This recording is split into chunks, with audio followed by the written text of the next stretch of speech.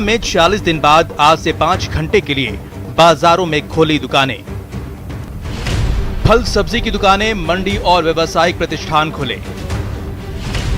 कहीं कहीं पर बाजारों में दिखे भीड़। बाजारों में लोगों के चेहरे पर मास्क नजर आए। भीड़ के कारण सोशल डिस्टेंसिंग की पालना कम हुई।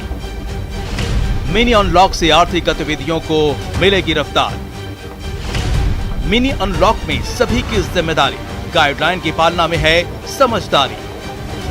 लापरवाही अनलॉक। नमस्कार, बहुत स्वागत है आपका। प्राइम डिबेट देख रहे हैं आप, आपके साथ में जेपी शर्मा। क्या कोरोना की दूसरी लहर के कहर के सिमट जाने की खुशी मनाने का वक्त आ गया है? क्या हमको ऑक्सीजन वेंटिलेटर्स की किल्लत को गुजरे जमाने की बात मान लेना चाहिए? क्या दिन रात अपनी और अपनों की चिंता से हमको अब बाहर आ जाना चाहिए? या फिर सब कुछ ठीक हो गया है मानकर जिंदगी की गाड़ी को वापस पटरी पर लाने की बेताबी दिखाना अभी नासमझी होगा? बिल्कुल ये सही बात है कि एक हफ्ते 10 दिन पहले तक हम जिस आशंका और चिंता के माहौल में जी रहे थे उससे थोड़ी राहत मिली है। केसेस की संख्या घट रही है, हॉस्पिटल्स खाली हो रहे हैं। लेकिन ऐसा तो नवंबर के अंत में भी हुआ था। कोरोना 4 महीने में ही दुगनी घात लगाकर वापस आ गया। तो ये समझा जाना चाहिए कि वायरस की तीव्रता में कमी को देखते हुए अनलॉक की प्रक्रिया शुरू की गई है। लेकिन अगर लापरवाही जो हम हिंदुस्तानियों के खून में है वो अगर अनलॉक हुई तो हम तीसरी लहर को जल्द आने का न्योता भेज रहे होंगे। और इसलिए आज प्राइम डिबेट में इन सवालों के जरिए हम बात करेंगे कि अनलॉक की शुरुआत मतलब क्या ये मानना चाहिए कि दूसरी लहर का खात्मा ही हो गया है? ये सवाल दरअसल उन्हीं लोगों के लिए हैं जो अपनी लापरवाही से दूसरे लोगों को भी संकट में डालते हैं। और सवाल इसलिए ये बनता है कि लापरवाही क्या तीसरी लहर को जल्द आने की दावत नहीं दे रही होगी? और कोरोना से आजिज आ चुकी मानव सभ्यता के लिए अब सवाल है कि क्या करें कि तीसरी लहर कहर ना बरपा पाए।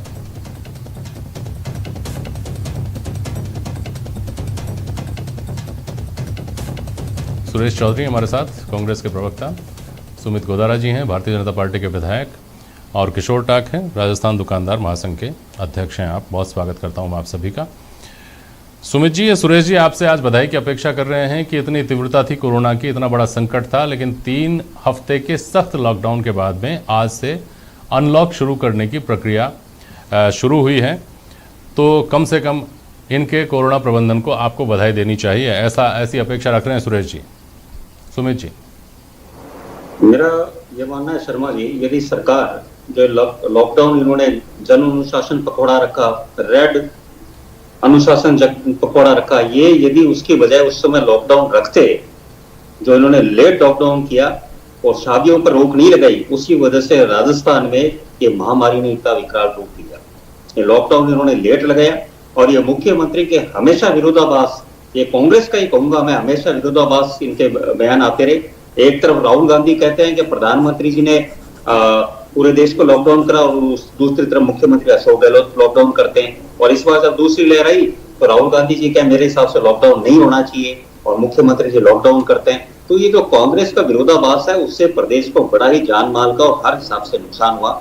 मैं इस बात की तो जरूर कहूंगा कि जिस तरह राजस्थान की जनता ने अनुशासन रखा और आदरणीय प्रधानमंत्री जी ने नेतृत्व में जिस तरह ऑक्सीजन की सप्लाई लगातार हुई, रेमडेसिविर की सप्लाई, और राजस्थान में जो वैक्सीन उन्होंने लगातार जो दी उसका असर लगने लगा, तभी हम देखें केस कम होने लगे हैं उस चीज से। ये देखिए सुरेश जी तो शिकायत इसी बात की कर रहे हैं, इनकी पार्टी तो इसी बात की शिकायत कर रही है। आज मोर्चा खोला हुआ है वैक्सीन को लेकर के ही। लेकिन उससे पहले मेरा सवाल आपसे ये है सुमित जी कि आपने एक अगर शब्द का इस्तेमाल किया कि अगर समय पर लॉकडाउन लगा दिया जाता, ऐसे 1 लाख अगर हैं इस कोरोना काल की समीक्षा का अगर हम करने बैठते हैं ना पिछले 1-1.5 साल के अरसे की, तो बहुत सारी चीज़ें ऐसे सामने आती हैं कि अगर चुनाव नहीं हुए होते तो, अगर कुंभ का आयोजन जो है उसको एहतियात के साथ किया जाता, सांकेतिक तरीके से किया जाता, या नहीं भी किया जाता तो कौन सी बड़ी बात थी। ऐसे बहुत सारे अगर हैं जिनको केंद्र सरकार ने भी दूर नहीं किया, नहीं तो संभवतः हालात यहाँ तक पहुँचते ही नहीं। सुमित जी। शर्मा जी, जब केंद्र सरकार ने राज्य सरकार पर सारा जिम्मेदारी की व्यवस्था जो कि राजस्थान के मुख्यमंत्री स्वयं मांग कर रहे थे कि हमें राज्यों को जिम्मेवारी दी जाए, हम अपने हिसाब से करें, प्रधानमंत्री जी ने दी। जब 17 को चुनाव हुआ उसके बाद लगातार जिस तरह राजस्थान में केस बढ़ रहे थे, उसी समय इनको लॉकडाउन लगा देना चाहिए था और शादियों पर प्रतिबंध लगा देना चाहिए था, आगे कर देनी चाहिए थी। शादियों का बहुत बड़ा कारण रहा, ये सबसे बड़ा कारण रहा। इसमें मुख्यमंत्री व कैबिनेट फेल रही है डिसीजन लेने में। यदि समय पर निर्णय लेते तो राजस्थान में जो जान माल का आंकड़ा है वो बहुत कम होता। लेट आए, ये किशोर डाक बैठे हैं आपके साथ। आप शादियों पे पाबंदी पहले ही लगा देने की बात कर रहे हैं, ये कह रहे हैं कि अब भी पाबंदी नहीं होना चाहिए और हो तो बहुत व्यावहारिक तरीके से पाबंदियां होनी चाहिए थी। उनके पास जाऊंगा, लेकिन सुरेश चौधरी पहले आप रिएक्ट करना चाहेंगे तो बोलिए, आपका रिस्पॉन्स। शर्मा जी नमस्कार करना चाहूंगा। पहले तो मैं आपसे मैं ये कहना चाहता हूं कि गोदारा जी ने जो कहा, मैं ये कहना चाहूंगा कि राजस्थान के मुख्यमंत्री ने जिस रूप से इस कोरोना पीरियड को, जिस चिंता से, जिस चिंतन से और जिस प्रकार से, जिस सावधानी से राजस्थान में जो व्यवस्था की, उसी का नतीजा है कि राजस्थान में कोरोना इतना जल्दी खत्म हुआ। मैं दूसरी बात इनको कहना चाहूंगा कि देश के प्रधानमंत्री जी को नजर नहीं आ रहा था जब पश्चिमी बंगाल में वो 2-2 लाख 5-5 लाख की सभाएं कर रहे थे। देश के प्रधानमंत्री जी भीड़ का संदेश दे रहे थे और ये राजस्थान के मुख्यमंत्री पे आरोप लगा रहे हैं। राजस्थान के मैं कहना चाहूंगा भाजपा के 25 सांसद थे, 25 सांसद ने आज ये जन पखवाड़ा कर रहे हैं और सहयोग सेवा ही जन संगठन है का पखवाड़ा मना रहे हैं, ये संदेश दे रहे हैं, 7 साल का जश्न मना रहे हैं। और जिस रूप में प्रधानमंत्री ने राजस्थान को जितने पेशेंट थे उस रेशे में ऑक्सीजन नहीं दी, भिवाड़ी में राजस्थान में ऑक्सीजन का प्लांट है, राजस्थान को ऑक्सीजन नहीं मिली और इंजेक्शन नहीं मिले, पूरे किसी भी सांसद ने प्रधानमंत्री जी को, राजस्थान की जनता को एक शब्द नहीं कहा और फिर गोदारा जी आरोप लगा रहे हैं। ये राजस्थान के मुख्यमंत्री जी की ही सोच था, मुख्यमंत्री जी की ही ये सोच और मुख्यमंत्री जी की कार्यशैली की वजह से ही इतना जल्दी और आज कोविड राजस्थान में खत्म होने के कगार पे आ गया है। ये केवल नहीं खत्म होने के कगार पे आ गया सुरेश जी, ये तो बोलिए मत। ये लोगों को इसी बात को लेकर के तो जागरूक रहना है कि खत्म होने के कगार पे ना आया है अभी और ना अभी दूर दूर तक ऐसी कोई संभावना नजर आती है। लेकिन सुनिए सुरेश जी, सुनिए, तो आपने अभी पश्चिम बंगाल के चुनाव की बात कही, राजस्थान में क्या लोकल बॉडीज के चुनाव नहीं हुए, राजस्थान में क्या उपचुनाव नहीं हुए? तब क्या आपने दलील नहीं दी थी कि कोर्ट में भी गए थे हम तो, लेकिन कोर्ट ने कहा कि चुनाव तो समय पर ही होने चाहिए, चुनाव आयोग अगर ले आया है चुनाव को तो हम क्या करें, चुनाव तो लड़ना पड़ेगा। तो ये दलील भाजपा की काम क्यों नहीं करती? मैं ये कह रहा हूं साहब कि चुनाव देश के प्रधानमंत्री जी को एक संदेश दे देना चाहिए था कि मैं किसी मीटिंग में नहीं जाऊंगा, मतलब ये चुनाव तो सोशल मीडिया को मानते थे, उसमें भी लड़ सकते थे, उसमें भी प्रचार कर सकते थे, मीटिंगें भी तो होती है ना, इतनी बड़ी सभा करने की क्या जरूरत थी? और मैं कहता हूँ ऑक्सीजन की व्यवस्था करने का काम किसका था? इंजेक्शन की व्यवस्था करने का काम किसका था? आर्थिक पैकेज राजस्थान को जेपी जी जीएसटी का पैसा नहीं मिला, राजस्थान का पैसा नहीं मिला, राजस्थान को कोई सहयोग नहीं मिला और इनके 25 सांसद 72 विधायकों ने कोई सहयोग करने के लिए प्रधानमंत्री जी को कोई चिट्ठी तक नहीं मिले तक नहीं। और राजस्थान के मुख्यमंत्री ने 16, 18 घंटे तक काम करके और आप ये देखो कि मीटिंगें कर करके खुद कोविड पेशेंट थे, उसके बाद में भी उन्होंने जनता के लिए काम किया। ये गोदारा जी को पता है। उसके बाद में आज राजस्थान सरकार की कमी निकालना, मैं कह रहा हूं ये गोदारा जी की बहुत गलत बात है। राजस्थान के तमाम एमएलए को, तमाम सांसदों को, प्रधानमंत्री जी को कहना चाहिए था, यहाँ इंजेक्शन दिलवाने चाहिए थे, ऑक्सीजन दिलवाना चाहिए था, व्यवस्था करनी चाहिए थी, ठीक है, कुछ भी नहीं किया। किशोर टाक है हमारे साथ, 1 मिनट आता हूं सुरेश जी आपके पास वापस। किशोर टाक, आपने सुना अभी एक ये भी निकलकर थ्योरी आती है, किशोर टाक सुन रहे हैं ना आप मुझे? हाँ सर। हाँ, कि लॉकडाउन हाँ जी आवाज आ रही है सर। थोड़ी सी देरी हो गई, नहीं तो शायद हालात इस तरह से नहीं बिगड़ते और आगे भी सख्ती बरकरार रहनी चाहिए। क्या व्यापार जगत इसके लिए तैयार है? क्या व्यापार जगत सख्ती, लापरवाही, अनुशासन, इन सब के बीच में संतुलन बनाने की स्थिति में है क्या?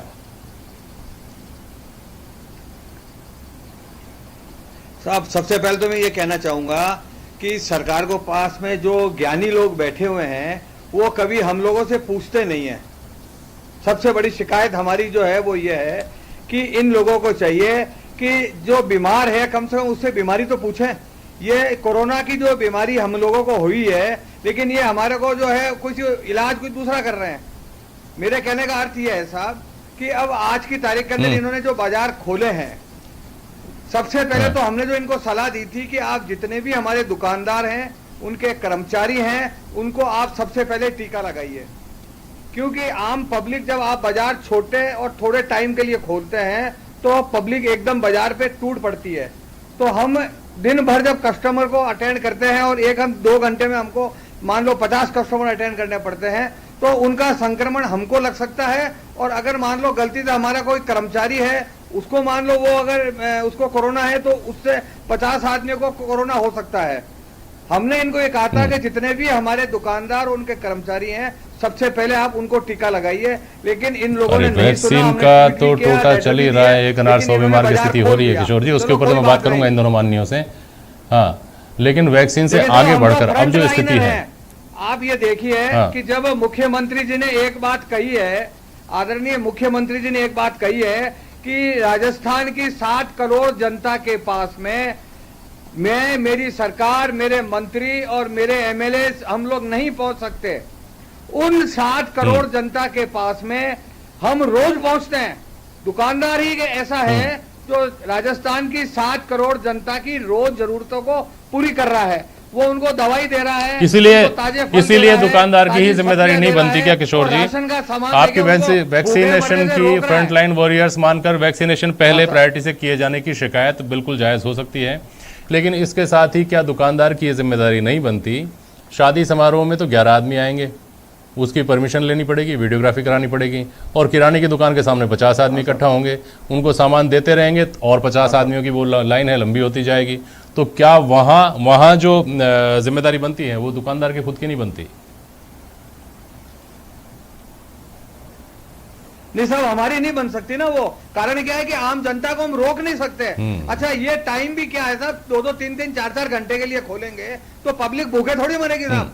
पब्लिक तो आएगी बेचारी, कम से कम राशन की दुकान पे आप उसको राशन भी नहीं लेने दोगे साहब, ऐसे कैसे हो सकता है? आप व्यवस्था कीजिए, आप पूरी व्यवस्था कीजिए। आप दारू की दुकानों के लिए तो गोले बना सकते हैं, उनके लिए बैरिकेडर्स लगा के उनको दारू बेच सकते हैं, तो आप राशन के लिए भी कर सकते हैं। ठीक है, अब सुनिए ये बात किशोर टाक ने जो कहा उसको सुरेश जी आप सुनिए। सुरेश जी कह रहे हैं कि हम नहीं कर सकते ऐसा, दुकान के सामने अगर 10, 20, 50 आदमी इकट्ठा हो रहे हैं तो हम क्या कर सकते हैं, और वास्तव में एक दुकानदार क्या कर सकता है। ये बात सुरेश जी आपको इसलिए सुना रहा हूं, आवाज आ रही है ना सुरेश जी आपको मेरी? आ रही। हाँ, तो कल एक घटना को लेकर के सुमित गोदारा जी की पार्टी ने बहुत तीखे बयान दिए कि एक जनाजे में लोग इकट्ठा हो गए, तो सफाई यही आई कि हम क्या कर सकते हैं। लोग अगर घर से जब निकले थे तब तो गिनती के ही लोग थे, लेकिन बाहर आए तो लोग जुड़ते गए, कहाँ रोकें, कैसे रोकें। उसमें जो विधायक वहाँ मौजूद थे, और विधायक भी रफीक खान जैसे विधायक जिनको बहुत सुलझा हुआ आदमी और समझदार आदमी माना जाता है, वो वहाँ थे। मामला दर्ज हुआ, आज लोग उनके खिलाफ दर्ज मुकदमा वापस लेने के लिए पहुंच जाते हैं। इस मामले में कतई व्यक्तिगत न होते हुए इससे संदेश क्या जाता है कि माननीयों के लिए कानून नहीं है, आम आदमी के लिए कानून है। किशोर टाक तो रोक ले अपनी दुकान के आगे आए हुए लोगों को, अलग अलग दूर दूर खड़ा करे और कोरोना प्रोटोकॉल का पालन करे, लेकिन जो लोग सक्षम हैं वो करें ना करें कोई फर्क नहीं पड़ता। सुरेश चौधरी, देखो जेपी जी, मैं आपको बताऊं कि वो जो लोग आए उसमें विधायक आया तो विधायक में केस दर्ज हुआ है। चाहे विधायक हो, अशोक गहलोत जी के राज में चाहे विधायक हो, चाहे कितना भी बड़ा प्रतिष्ठित आदमी हो, जो गलती करेगा, कानून को तोड़ेगा, उसको कानून के तहत कानून उसको सजा सवाल देगा। ये नहीं है सुरेश जी, यहाँ दिक्कत यह है कि एक वर्ग देखता है कि तबलीगी जमात से कोरोना फैला, फिर तबलीगी जमात देखता है कि नहीं कुंभ से कोरोना फैला, फिर कुंभ से देखने वाले कहते हैं कि साहब बाड़मेर में जनाजा निकला बहुत बड़ा तो वहां से कोरोना फैलता है। उनको ये नहीं दिखता कि कलश यात्रा से भी कोरोना फैलता है। तो जो लोग अपना उदाहरण रख करके लीड कर सकते हैं वो नहीं कर रहे, तो उनके खिलाफ कार्रवाई होनी चाहिए, और कम से कम उनको खुद ही अवेयर रहना चाहिए कि मैसेज क्या जा रहा है लोगों के बीच में। ये नहीं है क्या सुरेश जी ऐसी बात? आपकी बात से सहमत हूं कि किसी भी जिम्मेदार विधायक एक जिम्मेदार है, विधायक को उसमें नहीं जाना चाहिए, इसीलिए केस भी दर्ज हुआ है।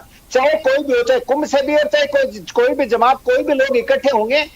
अभी मैं आपके चैनल के माध्यम से कहना चाहूंगा कि कोरोना गया नहीं है, दूसरी लहर खत्म हुई है, इसलिए अपने को पूरी सावधानी रखनी है, पूरी समझ रखनी है। ये कोरोना को हराने के लिए अपने को ये दूसरी लहर, तीसरी लहर नहीं आए, इसके लिए ही तो हमारे मुख्यमंत्री जी, हमारे राष्ट्रीय अध्यक्ष कह रहे हैं कि फ्री वैक्सीनेशन करवाएं, पूरे देश के हर नागरिक को फ्री में वैक्सीनेशन करवाएं। इसीलिए तो हम मांग कर रहे हैं। हम ये भी मांग कर रहे हैं कि चाहे छोटा मझला व्यापारी हो, छोटा व्यापारी हो, दुकानदार हो, इनको सबको चोट लगी है, सबको बिजनेस खत्म हुआ है। हम देश के प्रधानमंत्री जी से मांग करते हैं कि इनको सहयोग करें। आज सुरेश जी, आपकी पार्टी ने आज से कैंपेन भी शुरू किया है और संभवतः इस पर एक आध दिन में पूरी विस्तार से बहस कर लेंगे, लेकिन कहाँ तो स्थिति ये थी कि मैं वैक्सीन नहीं लगवाऊंगा। देश के प्रधानमंत्री पहले वैक्सीन क्यों नहीं लगवाते, ये सवाल उठाए जा रहे थे, और आज आप करेंगे फ्री वैक्सीन पूरे देश के लिए लगाई जाए। तो राजनीति आप नहीं कर रहे हैं। और सुमित गोदारा इस पर कैसे राजनीति कर रहे हैं, सुमित गोदारा सवाल कर दूंगा फिलहाल आपसे। हम हमेशा फ्री की मांग करते हैं। मैं सुरेश जी की बात पर जवाब दूंगा। पहले तो उन्होंने ऑक्सीजन के ऊपर निराधार आरोप लगाए। ऑक्सीजन राजस्थान में सेंट्रलाइज केंद्र ने किया तब ऑक्सीजन मिली, नहीं तो मैं बीकानेर का उदाहरण दे रहा हूँ। यहाँ पे जो केंद्र ने ऑक्सीजन का सिलेंडर भेजा वो जब जोधपुर ले जाया जा रहा था मुख्यमंत्री के गृह जिले में, तो ये हाल था। वो तो सेंट्रलाइज था, तब ऑक्सीजन मिली, तब व्यवस्था सुधरी। और कौन ये राजस्थान सरकार आरोप लगा रही है जिन्होंने 11.5 लाख वैक्सीन राजस्थान में खराब करी है। 11.5 लाख वैक्सीन, ये किस मुंह से फ्री वैक्सीन की बात कर रहे हैं। इन्होंने 11.5 लाख वैक्सीन मिलती, कितने लोगों को लाभ मिलता। और शर्मा जी मैं आपको बधाई दूंगा, आपने सही बात कही। अरे राहुल गांधी ने अभी तक वैक्सीन नहीं लगाई, प्रियंका गांधी ने वैक्सीन नहीं लगाई।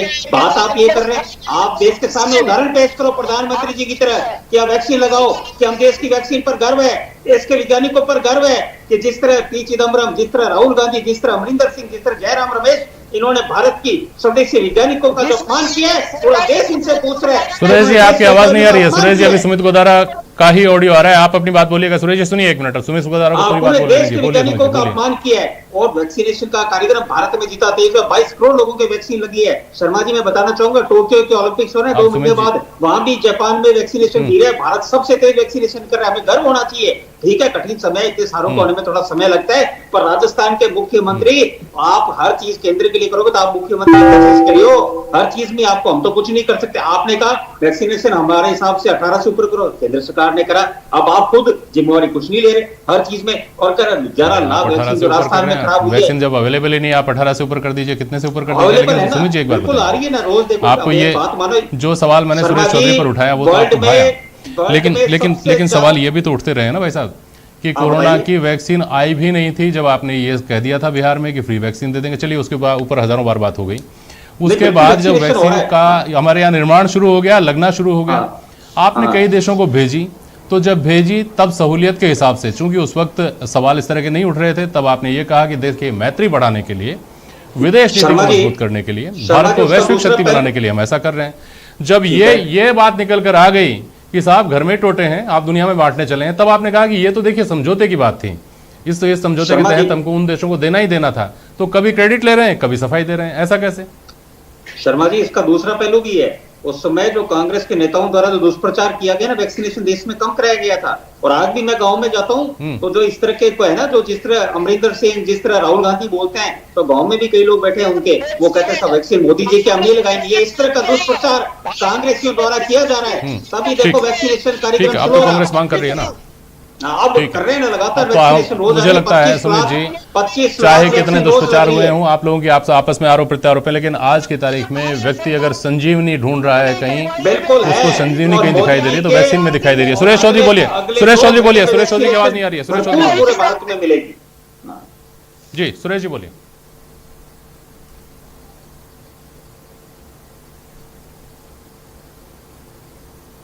हूं कि ये जो टाइमिंग इन्होंने सुबह बाजार का रखा है 6 से 11 का, उसके अंदर तो साहब कस्टमर बेचारा आ ही नहीं सकता।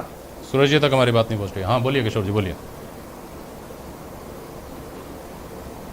बोलिए किशोर जी बोलिए। 6 से 11 के टाइम से शिकायत है आपको, लेकिन एक बात बताइए मुझे कि जिस व्यक्ति को, आपको आवाज सुनाई दे रही है किशोर जी?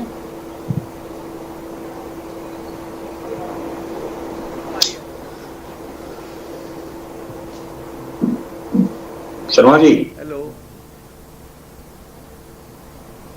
हाँ सर। किशोर जी आप मेरी आवाज सुन पा रहे हैं क्या? समय बहुत कम बचा है। किशोर टाक आपको मेरी आवाज सुनाई दे रही है? नहीं सुनाई दे रही है। हाँ, अब आगे आप मुझसे कनेक्ट हो जाएं तो बोलिएगा।